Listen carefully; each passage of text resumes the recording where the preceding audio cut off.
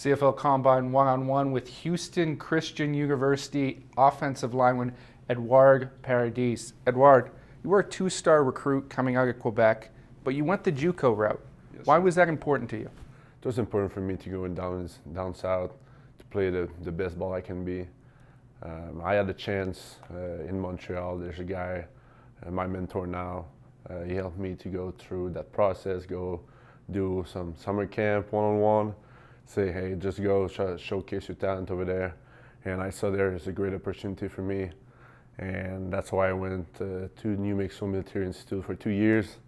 It was an awesome time. And after that, I transferred at HCU for the past 3 years. And it was very important for me because in my mind, the NCAA is pretty high level, and I'm a very competitive guy, so I want to be compete with the best.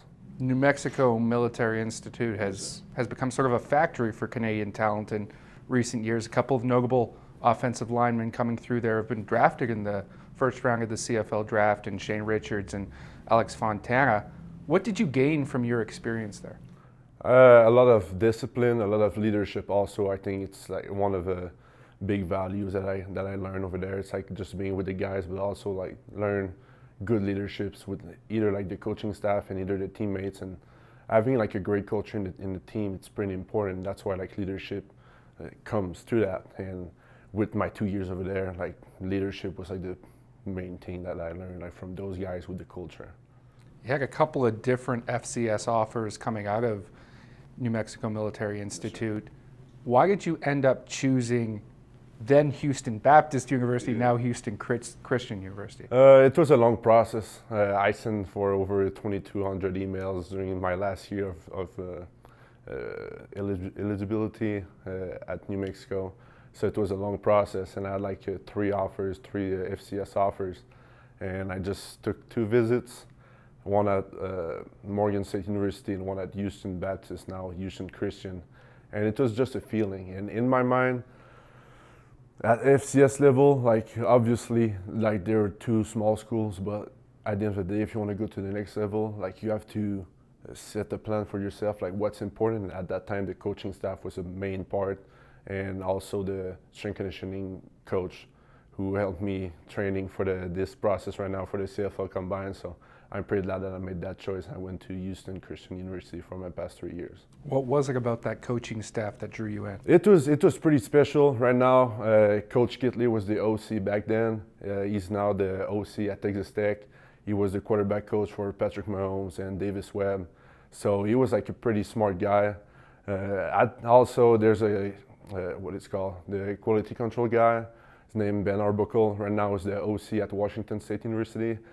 He has like the same background like Coach Kitley, like had him under his wing, and he climbed up with the coaching staff. So at that time, the coaching staff was pretty special, pretty fired up, and that's why like I went over there because I wanted to play with an offense, like an offensive scheme that's different, a new wave in a way, but also like it's pretty explosive. Like also like the CFL is like when you see all the different offense in the CFL, it's like pretty explosive. So. You started your college career there in 2020. That's the Yes, sir. COVID pandemic Yes, sir. season. Throws everything off. What was that like to go through and experience in your first NCAA season? It was pretty hard, to be honest with you. It was different. Like, yeah, I'm pretty sure y'all know Texas is like a pretty Republican state, and it was pretty different. Like, the COVID-19 was handled differently over there. So at the same time, I have my family, my folks down in Quebec, and that's like way different. Like they handle the COVID-19 pretty different. I have like to handle my own situation down south in Texas. But with the recruiting process and like the football thing, it was hard because like with all the flights and all the things like both countries have to put like political wise. It was hard for me to go back home, see my family. I didn't have the chance to come back to Canada. I had to stay down in the US because of that. And it was hard for me for my first season, obviously. But I did what I had to control some stuff. So I did whatever I can to do that. So I just trained down there, do whatever I can do to be the best player and the best athlete possible for whenever. Like I didn't know at that time when football is going to be back. So I was just like getting ready for that. Was there ever a moment where you thought, this isn't worth it, I should just go home? Not really, because I went to New Mexico Military Institute. It was like, I don't know if y'all know, but it's pretty hard. I remember my first year when I came down there, I didn't expect like to be in the fully military school. I was just like, okay, it's military school, I'm gonna have to be disciplined and stuff like that. But I went through some stuff that normally like a college football player wouldn't do, but I went over there. So COVID-19 was hard, but at the same time, like I've seen worse than that. So I was like, nah, I need to stick to the plan and just go through it, because like I said, my dream was to play in the States, play against the best, and I had to stick with it. You were a pretty regular contributor at Houston Christian, but you weren't always a full-time starter. You got 6 starts in 2021, 3 starts this past season. Yes, sir. When scouts this week come up to you and ask you why you weren't on the field all the time, what's your response to them? Like I said, I came down to the U.S. to play against the best, compete against the best, and it's not like all about like the other teams, but also in your team, what kind of players you got.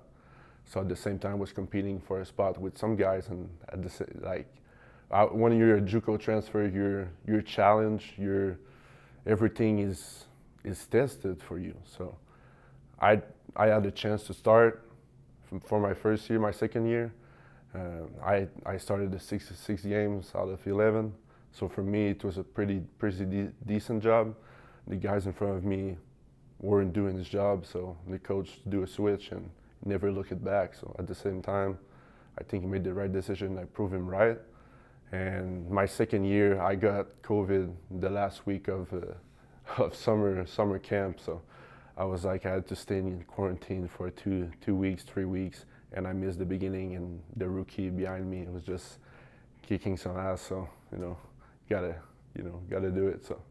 A lot of guys in that situation in the current college football landscape would think, I'm not going to burn my year of eligibility. I'm going to try and enter the transfer portal and go somewhere else where I can have a full season as a starter. Why didn't you do that?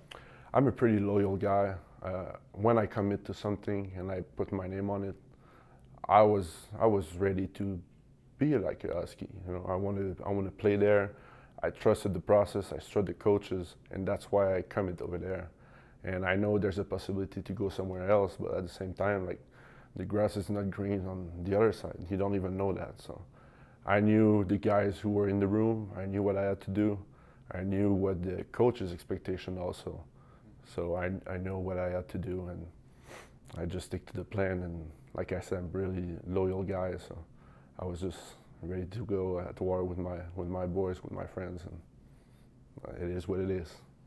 Growing up in Quebec, you were playing against a lot of the guys you'll see this week at the Combine, but it's been a few years, right? You're down in the NCAA, they're here in U Sports. How closely did you follow U Sports when you were south of the border, and did you follow the guys that you used to play with? Of course.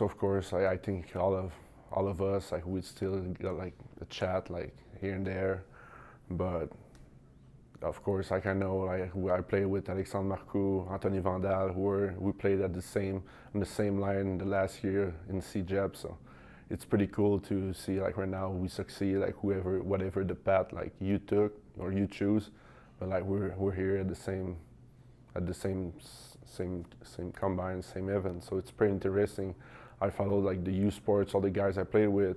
I know a guy, Siriman Bagayogo. I did my US tour, like to the US with him. I know a couple of guys down here who played in the NCAA who are here, and the U Sports here. So it's pretty fun. It's a pretty good event to see everyone else. What sort of advantage do you think your NCAA experience gives you this week at the Combine? I would say the competition. I think it's pretty big. Like the NCAA, it's either you do the job or you're not. And if you don't do the job, like, you get replaced like that. So I think competition is big time. Character, leadership, and all my experience. I play against some big guy from the SEC, LSU transfers, OU transfers. I play against UIW this year. They almost went to the national championship in the FCS level. So I play against good guy. I know they played against good guy, but like down there in the U.S. Like the guys who I played against, they're trying to go to the NFL, and I play against them, block them, and do my job. Rightly or wrongly, it's been said that this is not necessarily a great offensive line class in this draft. There's not yet a consensus number one guy. State your case. Why should you be that guy coming out of this combine? I think, like I said, I'm the only one from the States. I know I'm from a small school. Maybe I have less exposure than the other guys did here in Canada.